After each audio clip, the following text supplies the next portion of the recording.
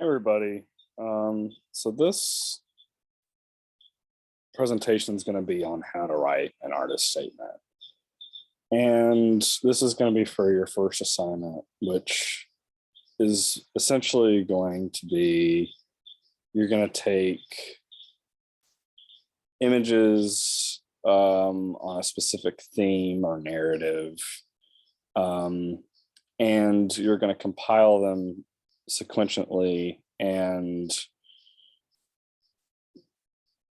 basically the images are going to be your story arc. But we want to preface those images with what the artist is thinking about how those images are working together. So if you've ever been to a museum or been to a gallery and you've seen work up on the wall, there's generally a statement, either by the artist or by the curator, that has some meaning behind what you're about to look at. And it's essentially to get the viewer ready to see what they're going to experience within the images. I think a good artist statement doesn't tell everything. If you're too literal with what is happening within the images, sometimes then the images lose their importance or their value within the narrative. So I think it's good to have a framework, whether it's literal or abstract. And then from there, you go into what the photographs are or what the artwork is. So yeah, let's just look at how to write a general artist statement. So what is it? And I kind of touched on that already. And it's an artist statement is just a general introduction to your work, a specific body of work or a specific project. It should open with the work's basic ideas and an overview of 2 or 3 sentences or a short paragraph. The second paragraph should go into detail about how these issues or ideas are presented within your work. If you're writing a full page statement, you can include some of the following points. Why have you created this work and what is its history? What's your overall vision? What you expect from your audience and how they will react to the work, how your current work relates to your previous work. So this being, people might have seen other things that you've made in the past within a institutional setting, and now they're seeing a new body of work and seeing how those two correlate or how they differentiate, etc. That's just more tailored towards those that have a long gallery showing. So you can also go with the idea of how it fits within current contemporary art. What is your relationship to what other works are being made? How your work fits within the history of art practice in general. How your work fits into a group exhibition or a series of projects you've done. So you might be showing with a group of people and you might be writing your statement on how it works within that group. What is the inspiration? What are the sources for your images? That's probably more key for what we're looking at here for your assignment. So why did you make these images? How did the narrative start? What's the point? That's basically what you're kind of sort of answering. You can also include artists that you've influenced by, or how you relates to other artists' works, or possibly other influences outside the art world. How this work fits into a series or a longer body of work, where you see this going, etc. You might have used a certain technique when making the artwork that someone's about to view.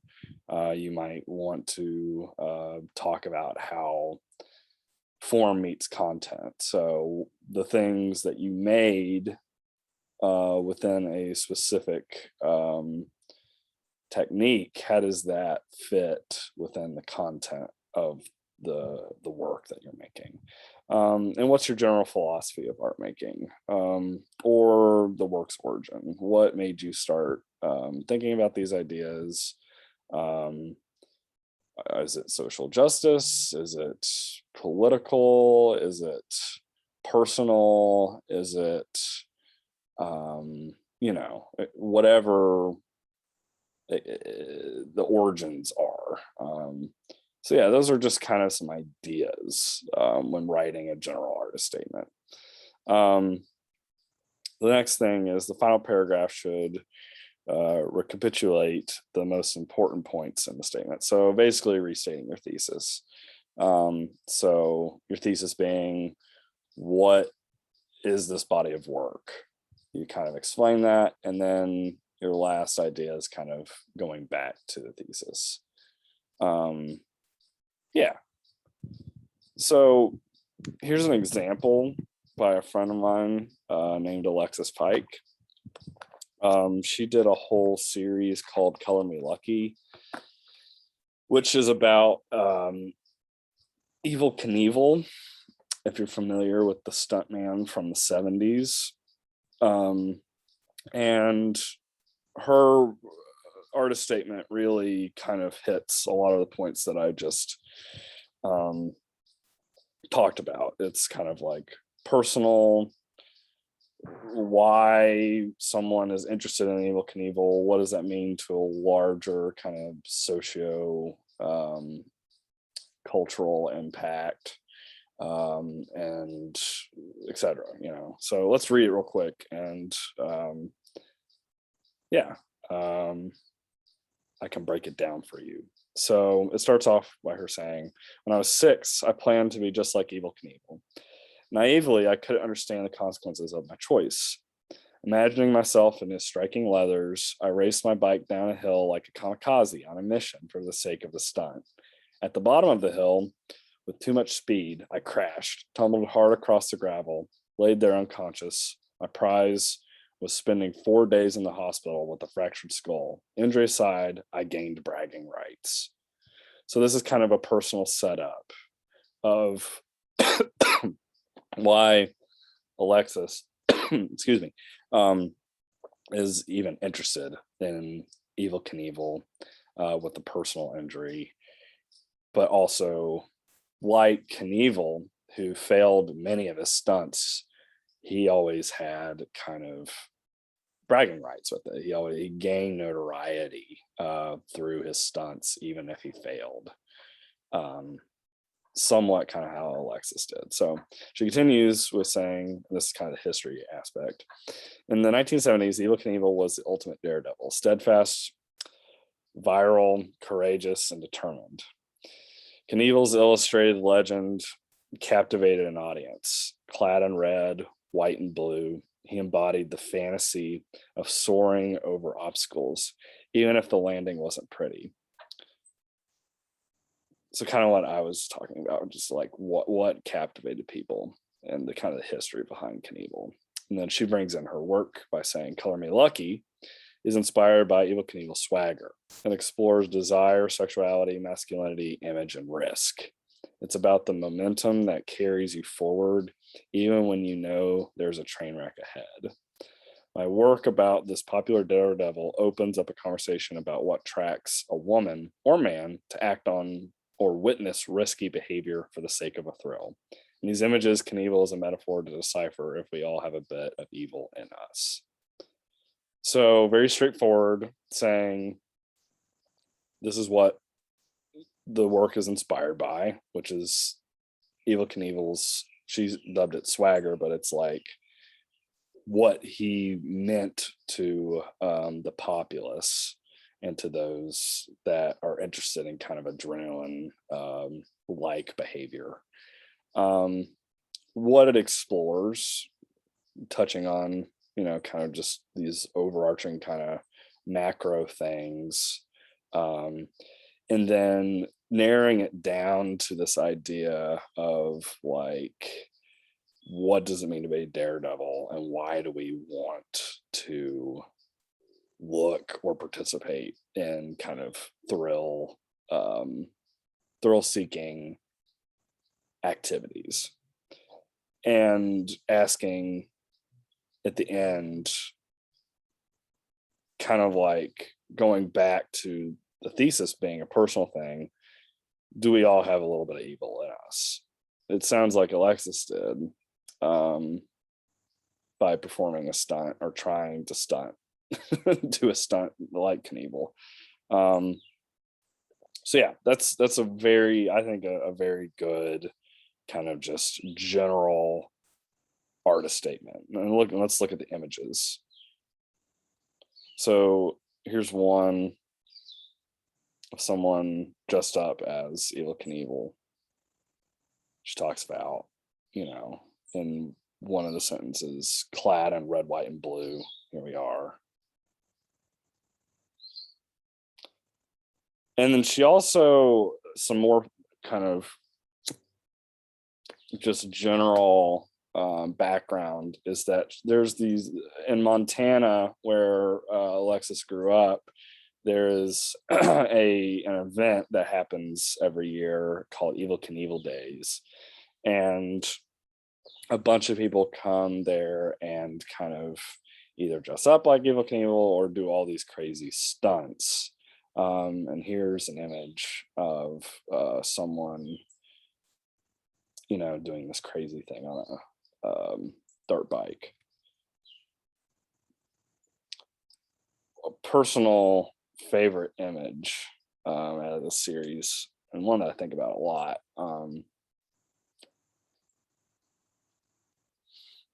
is this just beautiful kind of action shot of a car jumping a ramp, and you can see down in the bottom kind of this this firework explosion going off, and that's kind of underlining the belly of the car. It all kind of just works, and then you have the spectators. Everything in this is just action packed, and it's saying a lot but not a lot at the same time. And that's what I generally like about good photographs, is that, especially within a series, is we have just kind of fragments of scenes, and as they work together, they create an overall image. So then even in this one, we have kind of like the silhouette, kind of almost mirrored gaze of Knievel himself, kind of in this ornate kind of ground, concrete poured thing with almost glitter in it, and kind of going back to the idea of like this essence of cool. She calls it swagger, right? And doing these kind of daring stunts in order to kind of match that idea of like, what is coolness and has that defined in stunt making. So yeah, so that's just a couple of the images, but from the whole body of work. But you can see how the images, you can read into them even without the artist statement. You can pick up some things, but with the artist statement, it brings up a personal tie. It brings up kind of more, it adds to the conversation that these images are already creating, if that makes sense. So yeah, that's one example. Another one by another friend who lives in Vermont. It's called Too Tired for Sunshine. And Tara's work kind of deals with her own depression and kind of her own kind of trying to figure out herself in the world. And her photographs are kind of everyday type things that all kind of have like an underlying meaning to it. And you'll see a little bit of that more as I read this and then we look at the photographs themselves. So it starts off by saying, name of the project, Too Tired for Sunshine is a collection of photographs made largely in Vermont beginning in 2011. Centered on rural landscapes, animals, and strangers, these deeply personal images reflect my state of mind during a period spent battling depression. So she's saying where the photographs were made, what they're made of, and how they reflect her state of mind during a time of depression. Drawn from daily life and wanderings, the photographs in this work focus on unsettling objects. That's key. Unsettling. Backyard, slaughterhouses, melancholic dogs, disrepair in various forms, as well as depiction of isolation in people, animals, and objects. So pick out some keywords here. Daily life, unsettling subjects, isolation. Yeah. And then say, often I find myself photographing subjects that appear drastically out of place, seemingly devoid of context. I think that's, yeah. So keeping in mind that there's not really a context within these images besides kind of a reflection of Tara's state of mind. Making these photographs has given me separation from the darkness and provided relief from obsessive thinking and feelings of dread. My hope is that people who view this work will discover a sense of unreality, sometimes grotesque, other times absurd, always beautiful, lurking in the midst of ordinary life. So the idea being that her photograph, the reason she made these images was to provide some relief from depression and feeling dread, and hoping what the viewer will possibly get from this. I think the idea always beautiful is good too, which is, yeah. And her saying all of these things are very ordinary, reflect within what's going on in her head. And there's a bit of humor and there's a bit of, kind of unsettling aspects to it. So yeah, keep all that in mind while we look at these images. So there's an image of a dog. Think about where the dog is. Looks cold. The dog's facial expression. The dog's even kind of almost menacing, but also sad looking, staring right into the lens of the camera. We can gather that it's possibly the holidays based on or Christmas based on kind of a wreath and some decoration here, and possibly the dog as a metaphor for like how they feel during this time. I think this is a very cursed image, or something. It's unsettling. It's just like, here's this great donut and it's being squashed by this covering for a plate. And it's very much kind of like this idea of like kind of being like just kind of squished kind of day-to-day life. Yeah, this image is strange. We have possibly, I mean, it could just look very ordinary, but if we look into it a little bit more, see this house over here on the right, and that could be a representation of what home is. We have also this fire that's burning, and then we have kind of this dark recess of the woods. In the back, kind of the woods. There's a clearing, so possibly we're thinking about Tara coming out of the woods into this clearing, trying to find home, but ultimately there's still a fire burning that seems like it's out of control, but isn't spreading. It's kind of isolated in its own right. But yeah, definitely. If we just saw this image without context that Tara gave us, then we might come up with some of those things on our own, but or even just kind of go past it.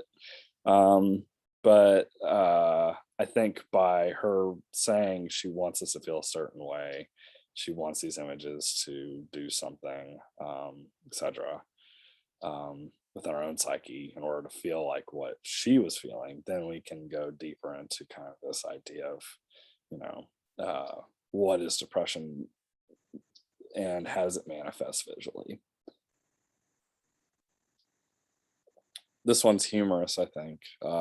Picture of an older woman with hair curlers, wearing glasses and sunglasses at the same time, dressed somewhat nicely, but also still feels like out of just got out of bed, just got out of the house, hasn't completely transformed into dressing into the nines. So if we go but reflect back on what Tara's saying of like maybe not always feeling like, or like trying to put herself together but can't always get to that point based on her mental stability. So humorous, but also kind of dark, and an idea of how we're supposed to possibly view this based on what the artist wants us to see. Another unsettling image, kid underneath the bed. It almost looks like a hospital bed. And we have, kind of this tight, like puzzle flooring that a kid would have in their room. Then we have kind of another foot here, which could be a parental figure. Yeah, and the kid's also kind of in this pose where like they've given up on something, they just want to hide. Yeah,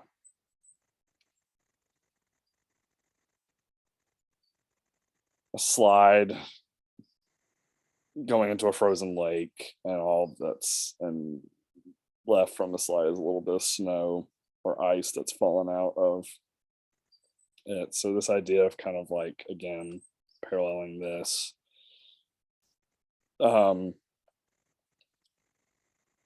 thinking about childhood, thinking about happiness and what that means. But if you go down the slide, you're gonna hurt yourself almost, because you're gonna be landing on a frozen pond. And kind of another unsettling image of two dogs. Either we can look at this as kind of wanting to breathe, wanting to escape, can't catch one's breath, feeling trapped. Yeah. So this is kind of what you'll be doing is you'll be creating a theme. What are you trying to say? How can you sequence the images to create a narrative? How do they make you feel? So take two. I would like for when this is due next week, take 10 images that you've already taken, or take 10 new images, sequence them, find parallels. Is there a theme? And be specific with them. So as we've seen here, everything's kind of narrative like, right? So we have this narrative of the artist statement, and then we have the narrative of how these images are sequenced, right? They all kind of go together. We start with the dog. It's kind of like it's like a thesis statement almost, or like a small paragraph essay. Start with the dog and end with the dog. Then we have kind of these unsettling or quirky images in the middle, and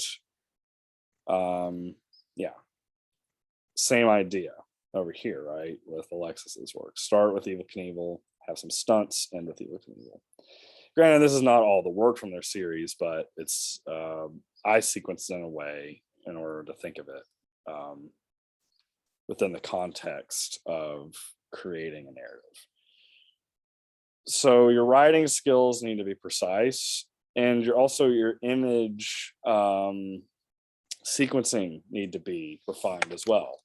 And thinking about it as kind of like a stereotypical 5-paragraph essay would work well for you. So yeah, what's your thesis? What's the body that you're trying to show within your images, and how do you end it? What do you want the viewers to kind of get from all of this at the end? Yeah, so this is key to nailing down this this aspect of art making is always editing. It's like writing.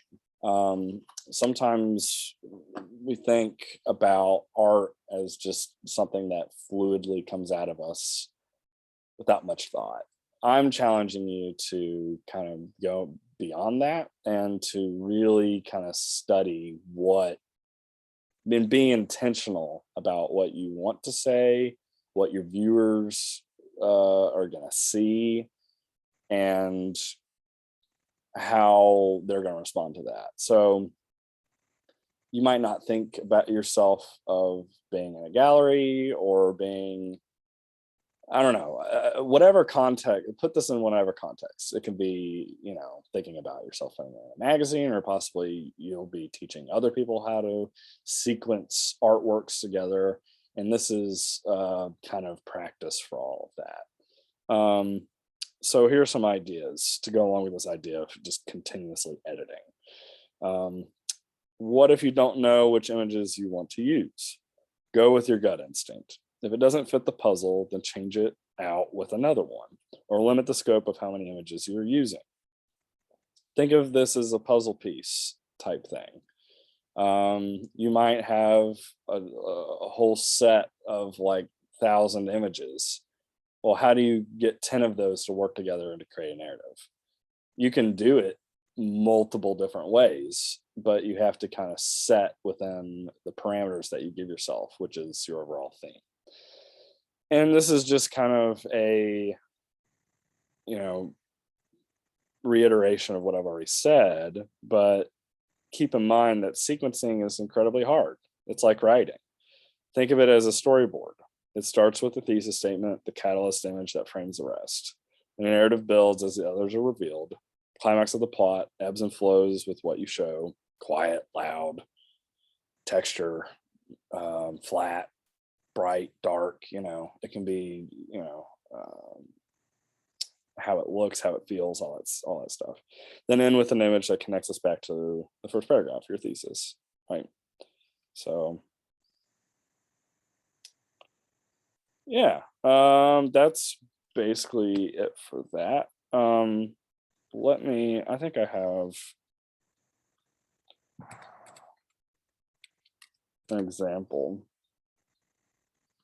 from something I've done with another class.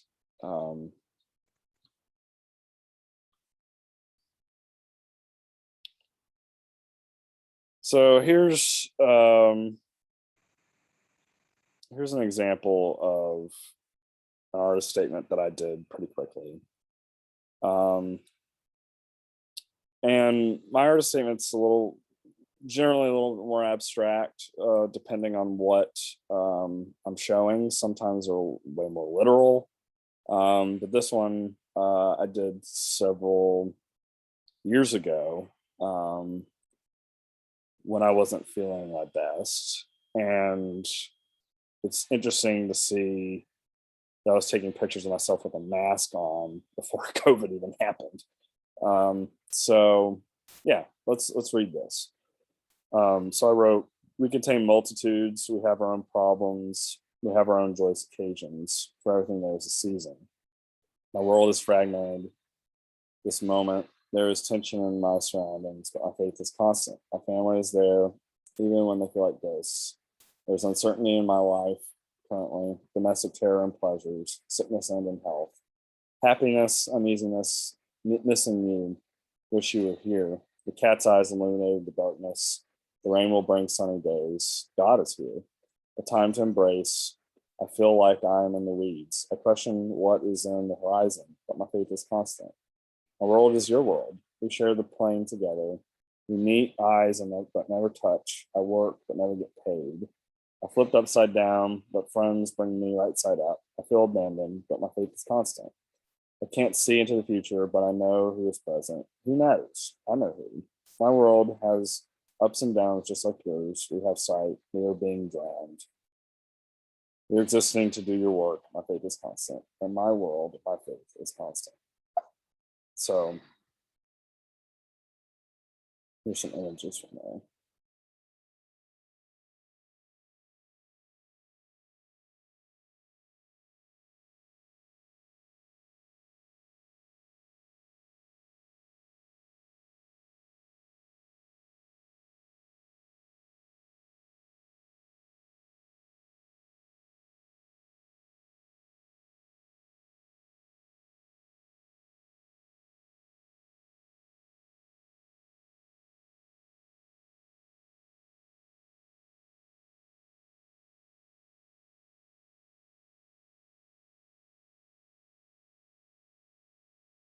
I took this image when I had the flu, um,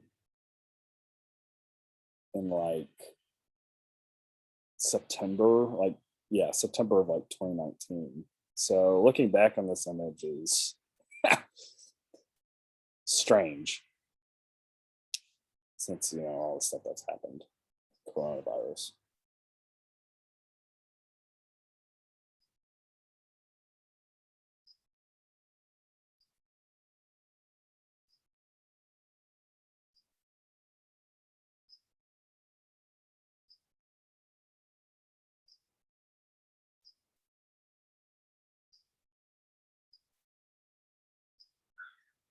Yeah, so if we were to go into this, I mean, I kind of start with this idea of faith, kind of abandoned place or feeling isolated, and then talk about work at one point, domestic things, faith again, the landscape, feeling kind of like I'm being trapped in it, friends, myself, feelings inside of me, family,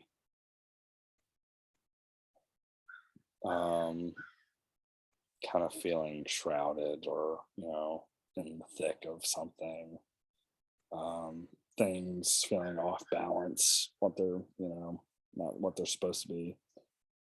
um, yeah, so that was just kind of like a thrown together type thing, but was an exercise in going through some images that I had made, and um, around this time period, and get them together, um, fairly quickly, to or tell a narrative, right? So yeah, that is the idea for your first project. Is you're going to be writing an artist statement. Um, so brainstorm a theme, edit it down, keep it short and sweet. It can be more abstract like mine, or more kind of literal, with like how Alexis and Tara did theirs. Bring in personal aspects of it. Don't have it be incredibly long. I think either several small paragraphs or one, half decent paragraph is enough. Don't get too literal with it. Don't, tell people this is what this photograph is, this is what this photograph is, etc. It's give it a framework, but you want the both of them to work in tandem. You want the images to speak for themselves, but you also want them to have some context without it being completely. Sorry, a plane's going over.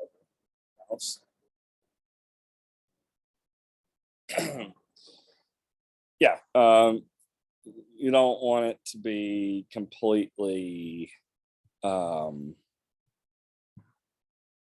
for you what each image is. Keep it nuanced to an extent.